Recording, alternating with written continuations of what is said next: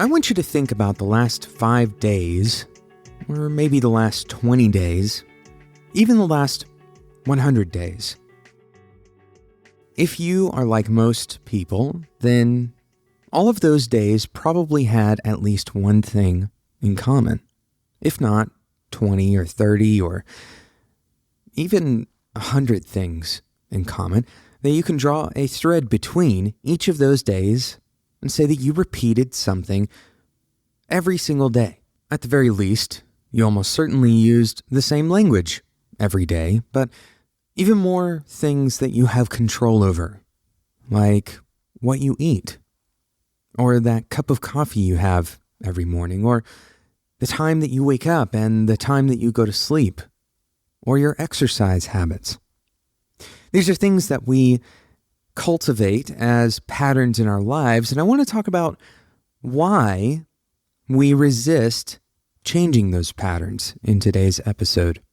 My name is Jonathan Cottrell, and you're listening to Developer T. My goal in the show is to help driven developers connect to their career purpose and do better work so they can have a positive influence on the people around them. In today's episode, we're exploring this idea of habitual patterns in a different light than we've talked about it in the past. Of course, we've established in the past that habits typically come as the result of laziness. More specifically, our brains are pretty lazy.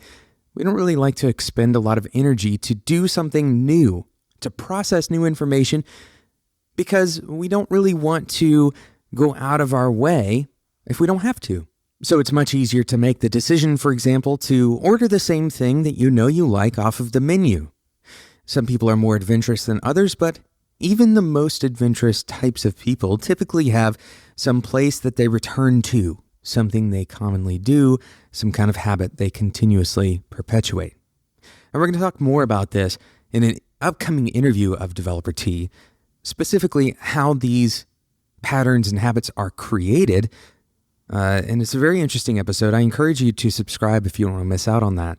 Truly, that's going to be one of my favorite episodes, one of my favorite interviews for me personally that I've done in a long time. But I do want to talk about another side of this subject, not just our brains being lazy or why it is that we create these habits, but rather why we don't want to change. Our resistance to change comes from essentially from two parts of our makeup, our being, the way that we think, the way we behave. And really, these two things are two sides of the same coin. The first one is our inability to see the better option. In other words, if we were to change something, we very well could have a more positive outcome, a more positive more positive scenario on the other side of that change than we currently have today. And so knowing exactly what that looks like, well, that turns out to be really hard. In Thinking Fast and Slow, Daniel Kahneman calls this phenomenon, what you see is all there is. When we only have something to see, the only things that we see are what we focus on. And so it's very difficult for us to imagine an alternate reality. Not only are we having to imagine the future, which is already quite difficult, but we're also having to interpolate what we know about the past, the things that we've learned about our previous patterns and our previous habits, what those things have generated, and we're trying to interpolate what a change would do to us into the future. And we have the common misperception of the future as more of the same, more of the present. And this is really a kind of a fallacy of thinking as well, but our reticence to change is partially because we don't really have a good reason to change.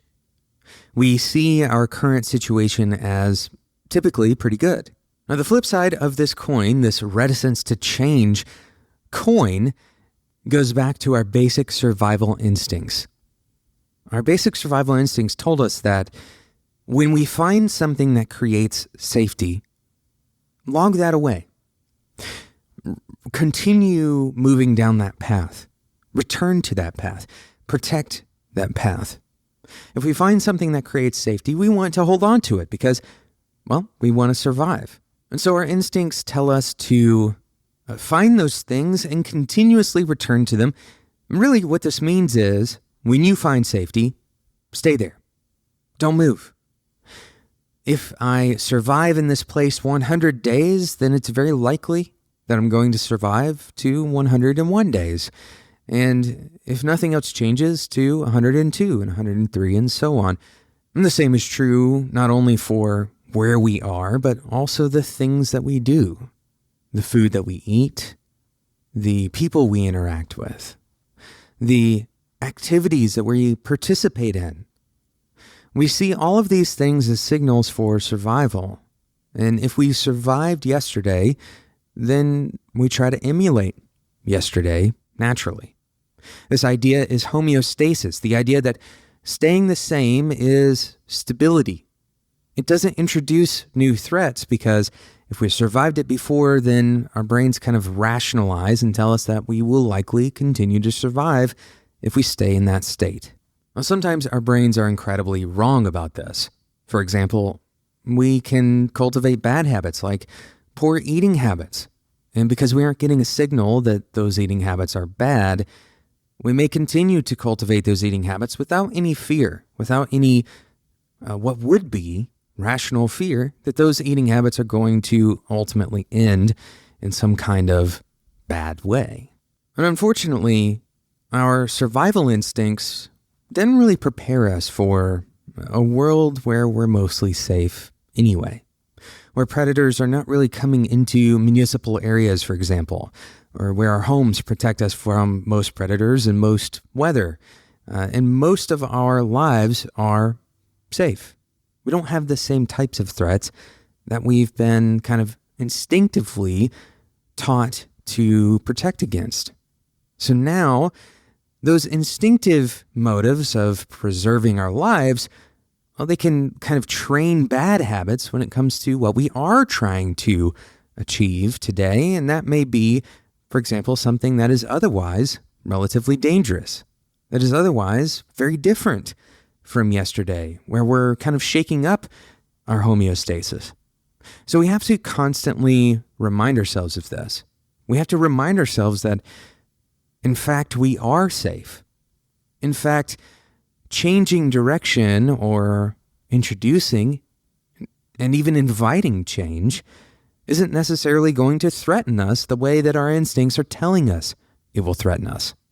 Now, before we go any further, though, I want to make sure that there isn't an accidental evaluation, interpretation of what I'm saying here to mean that you should take every signal of change or every requested change and listen to it.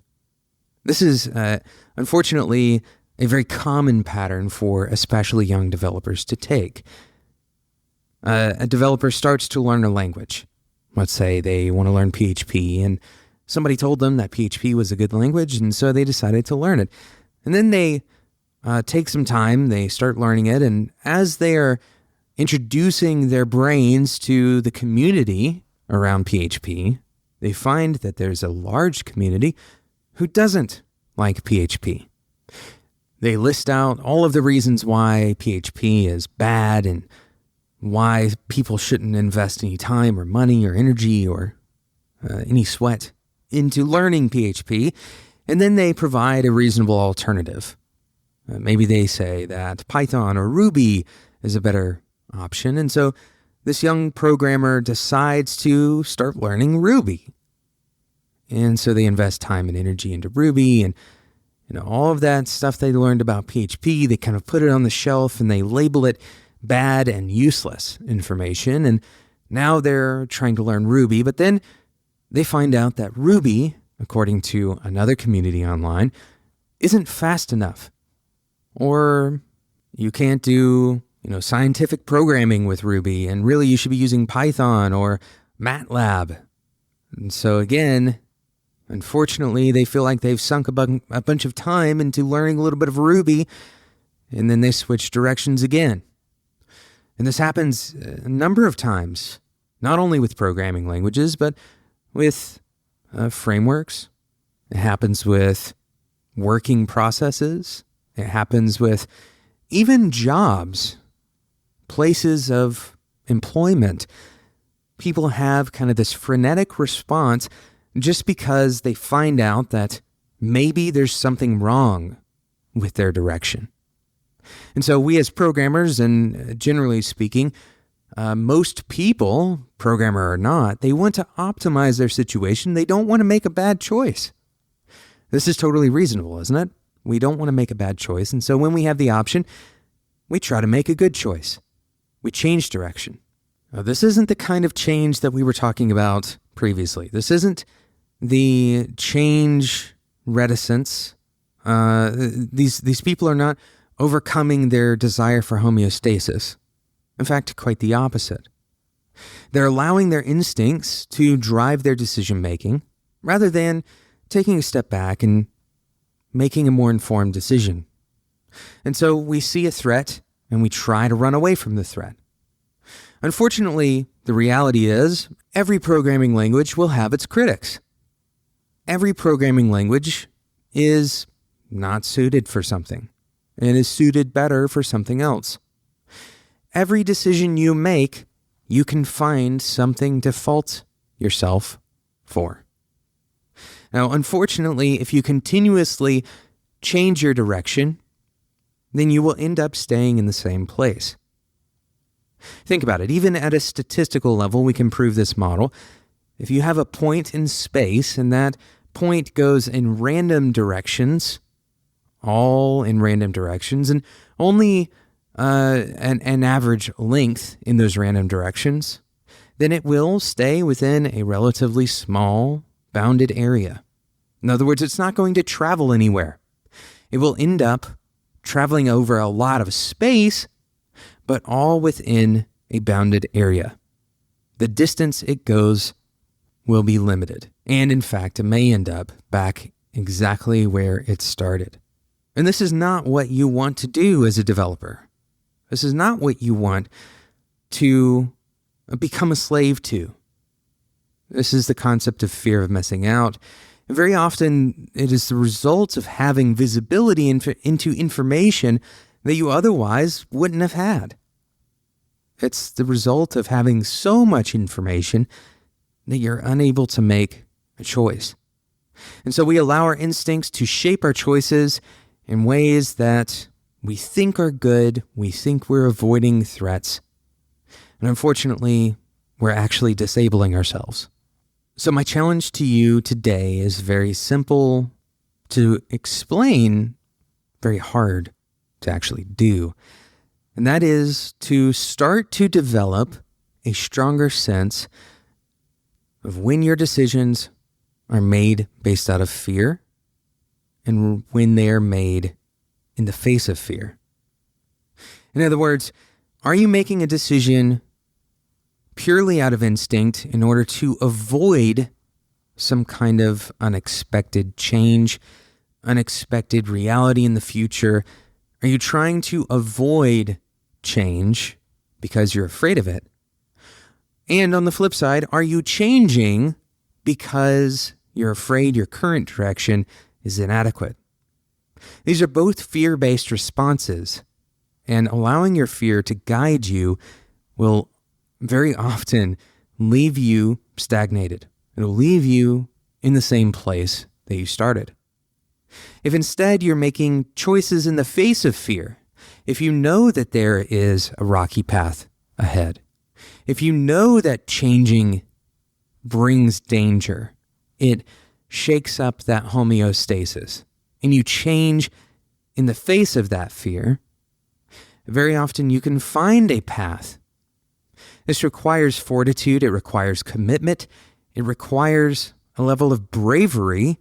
We've talked about bravery on the show before. It requires a level of bravery that maybe will scare you. And that's the whole point, isn't it?